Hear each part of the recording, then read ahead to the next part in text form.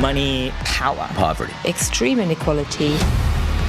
There's always been an elite monopolizing capital. Moi, j'ai très peur en ce début du XXIe siècle à cause de ce que j'observe dans les données historiques. In the 18th century, money marries money, so poverty is a death sentence. The way the elite stays in power is also by shaping the way that we think. Make America great again.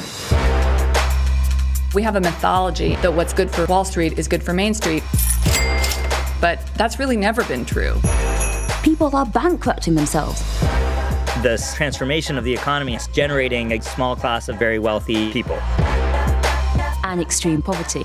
In advanced economies, 2/3 of the population is now on track to be poorer than their parents. Most people view this as some sort of generational fight. What happens to taxation? Large amounts of wealth are moved offshore. People have the money to make sure they stay at the top. The system is rigged. This is producing a new social story.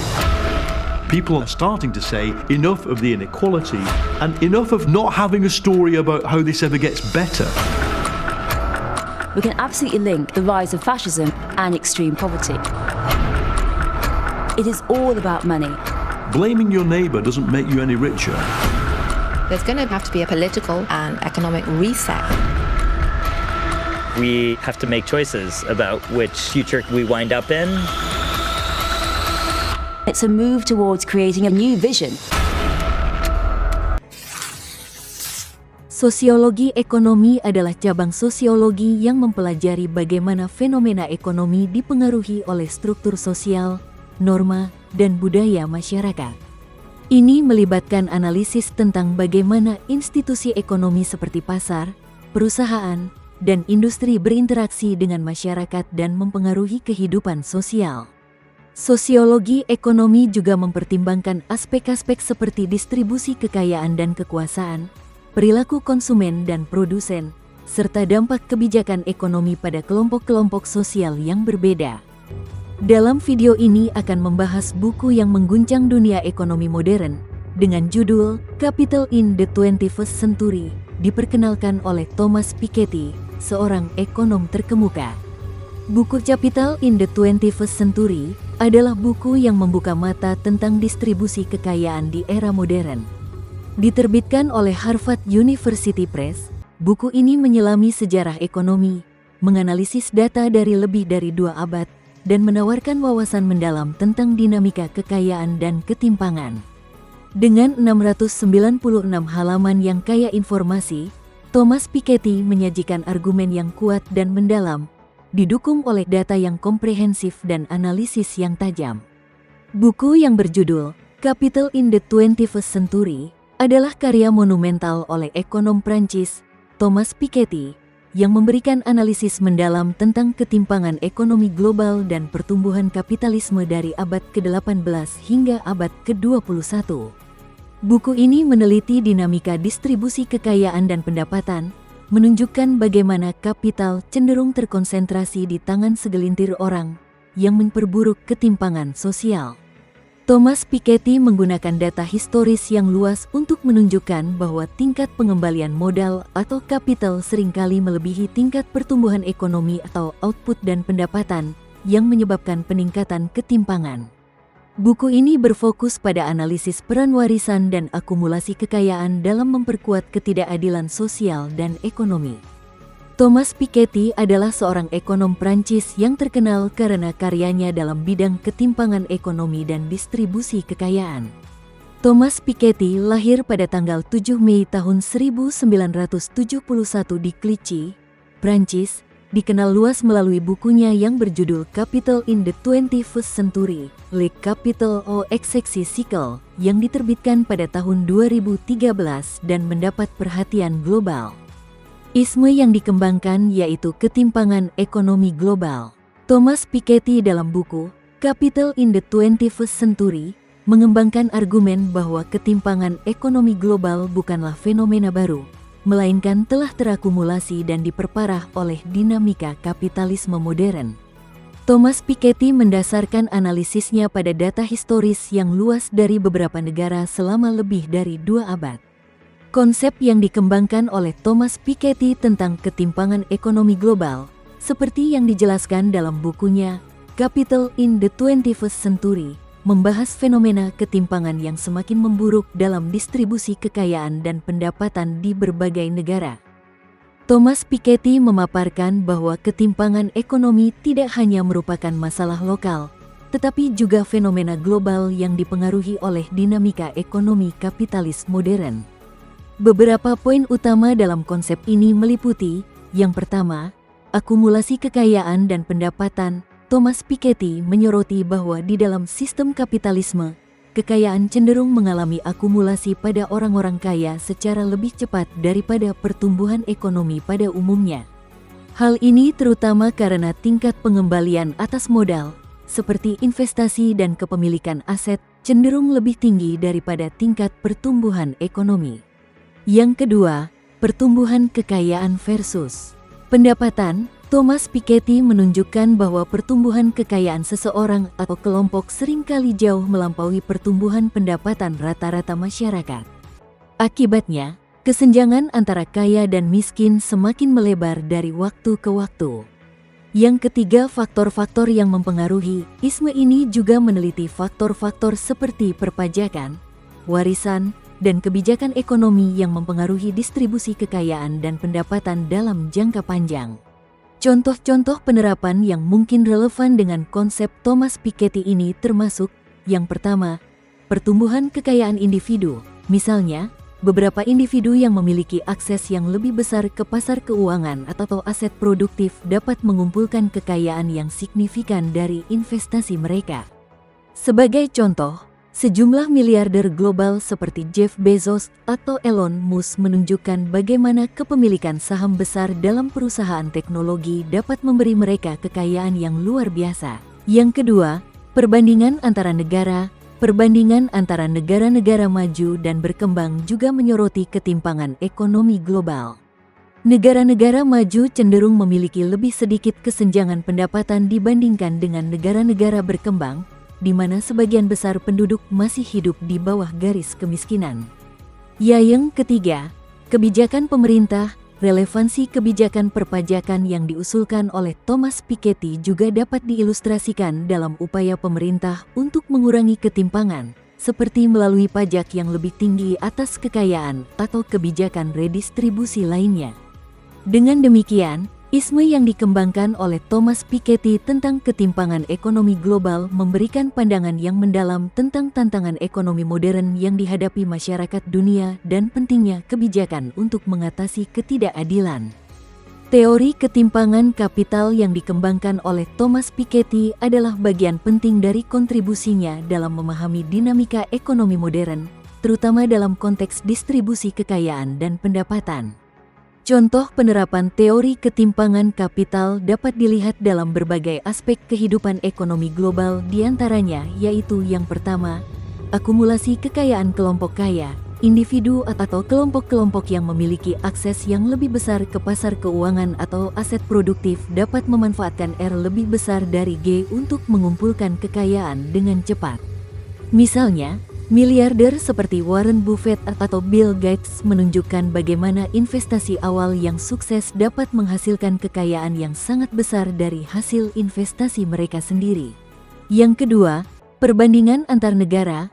Perbedaan dalam tingkat pertumbuhan ekonomi dan tingkat pengembalian modal antara negara maju dan berkembang juga menggambarkan ketimpangan kapital. Negara-negara maju dengan pasar keuangan yang lebih maju dan infrastruktur yang lebih baik seringkali memiliki tingkat pengembalian modal yang lebih tinggi daripada negara-negara berkembang. Yang ketiga, kebijakan ekonomi. Relevansi teori Thomas Piketty ini juga dapat dilihat dalam debat kebijakan ekonomi, terutama dalam diskusi tentang perlunya pajak atas kekayaan atau kebijakan redistribusi lainnya untuk mengurangi ketimpangan yang semakin memburuk. Dengan demikian, teori ketimpangan kapital oleh Thomas Piketty memberikan pandangan penting tentang bagaimana dinamika ekonomi kapitalis dapat menghasilkan ketimpangan yang signifikan dalam distribusi kekayaan dan pendapatan, serta pentingnya intervensi kebijakan untuk mempromosikan keadilan ekonomi. Dalam buku Capital in the 21st Century, Thomas Piketty tidak hanya menganalisis sejarah ketimpangan ekonomi, tetapi juga menyoroti beberapa kasus kontemporer dan historis yang menunjukkan dinamika distribusi kekayaan.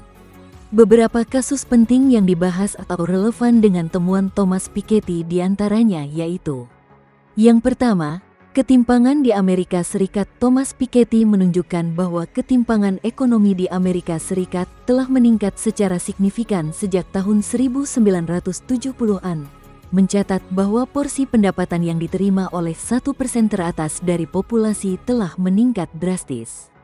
Kebijakan pajak yang lebih rendah untuk orang kaya, upah stagnan untuk kelas menengah dan bawah, serta pengurangan regulasi pada sektor keuangan telah berkontribusi pada peningkatan ketimpangan ini. Contoh kasusnya adalah perusahaan teknologi besar, diantaranya yaitu CEO perusahaan teknologi seperti Amazon, Apple, dan Google mendapatkan gaji dan bonus yang sangat besar, sementara banyak pekerja di level bawah perusahaan-perusahaan ini menghadapi upah yang stagnan dan kondisi kerja yang kurang menguntungkan.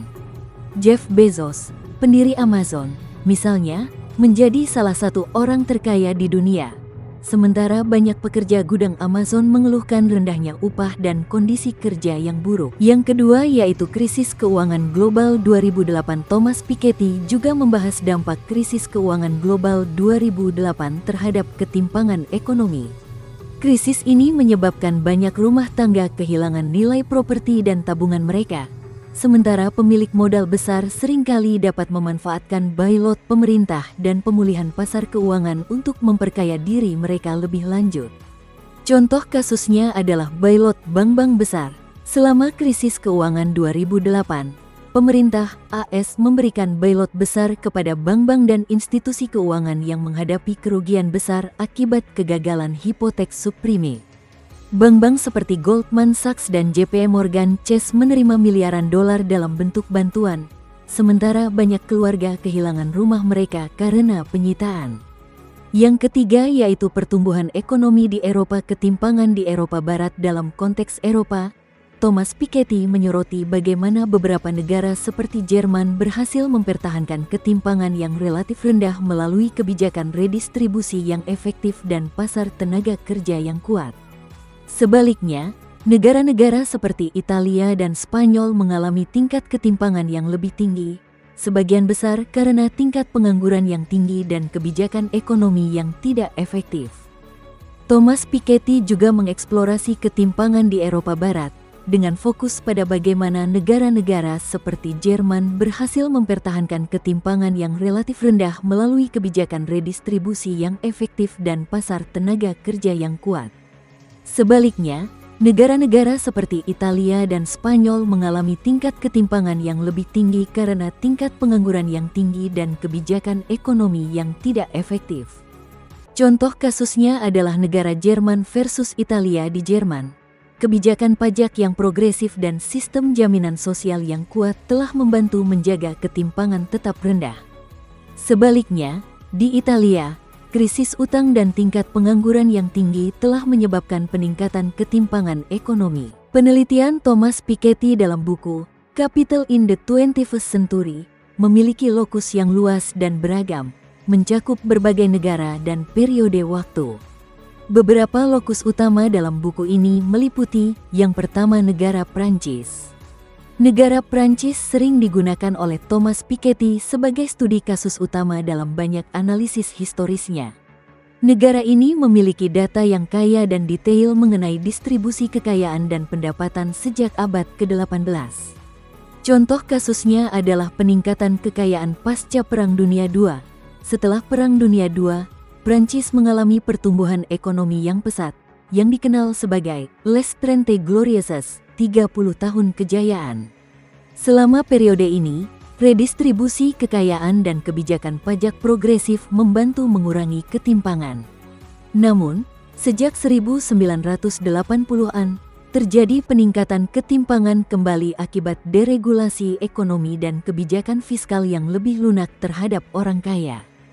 Yang kedua, negara Amerika Serikat. Ketimpangan di Amerika Serikat disoroti terutama karena perannya yang signifikan dalam ekonomi global dan perubahan kebijakan. Contoh kasusnya adalah pertumbuhan ketimpangan sejak 1970-an. Pada 1970-an, ketimpangan pendapatan di Amerika Serikat mulai meningkat secara signifikan. Salah satu contohnya adalah perubahan kebijakan perpajakan yang memberikan keuntungan lebih besar kepada individu berpenghasilan tinggi. Misalnya, pemotongan pajak yang diterapkan oleh Presiden Ronald Reagan pada awal 1980-an menurunkan tarif pajak tertinggi dari 70% menjadi 28%. Ini mengakibatkan peningkatan konsentrasi kekayaan di kalangan orang kaya. Yang ketiga, negara Eropa Barat. Negara-negara seperti Inggris, Jerman, dan negara-negara Nordik dianalisis secara mendalam, memberikan pandangan komparatif tentang bagaimana kebijakan yang berbeda dapat mempengaruhi distribusi kekayaan dan ketimpangan. Negara Jerman adalah contoh negara di Eropa Barat yang berhasil menjaga ketimpangan relatif rendah melalui kebijakan redistribusi yang efektif dan pasar tenaga kerja yang kuat. Contoh kasusnya adalah model ekonomi sosial Jerman. Negara Jerman menerapkan model ekonomi sosial yang menggabungkan elemen kapitalisme dengan kebijakan sosial yang kuat. Misalnya, sistem pendidikan dan pelatihan vokasi di Jerman memastikan bahwa tenaga kerja memiliki keterampilan yang dibutuhkan, sehingga meningkatkan produktivitas dan mengurangi pengangguran. Selain itu, Jerman memiliki sistem jaminan sosial yang baik, termasuk asuransi kesehatan universal dan pensiun yang layak, yang membantu menjaga kesetaraan ekonomi. Negara Italia adalah contoh negara di Eropa Barat yang mengalami tingkat ketimpangan yang lebih tinggi karena tingkat pengangguran yang tinggi dan kebijakan ekonomi yang kurang efektif. Contoh kasusnya adalah krisis ekonomi dan pengangguran. Sejak krisis ekonomi global 2008, Italia mengalami peningkatan pengangguran yang signifikan, terutama di kalangan kaum muda. Hal ini diperparah oleh utang publik yang tinggi dan reformasi ekonomi yang tidak efektif. Sebagai contoh, tingkat pengangguran di Italia pada tahun 2013 mencapai 12,1% dan pengangguran di kalangan pemuda mencapai lebih dari 40%. Ketimpangan pendapatan semakin meningkat karena banyak orang muda tidak dapat menemukan pekerjaan yang layak, sementara mereka yang memiliki modal dan aset dapat melindungi dan meningkatkan kekayaan mereka. Kritik terhadap buku karya Thomas Piketty diantaranya adalah, yang pertama yaitu teori penerapan pajak global akan sangat sulit secara politis dan praktis, mengingat perbedaan kebijakan fiskal antar negara dan tantangan dalam penegakan hukum. Contohnya yaitu upaya untuk mengimplementasikan pajak minimum global pada perusahaan multinasional seringkali menghadapi hambatan dari negara-negara dengan kebijakan pajak yang lebih ringan, seperti Irlandia. Yang kedua yaitu fokus pada kekayaan daripada pendapatan.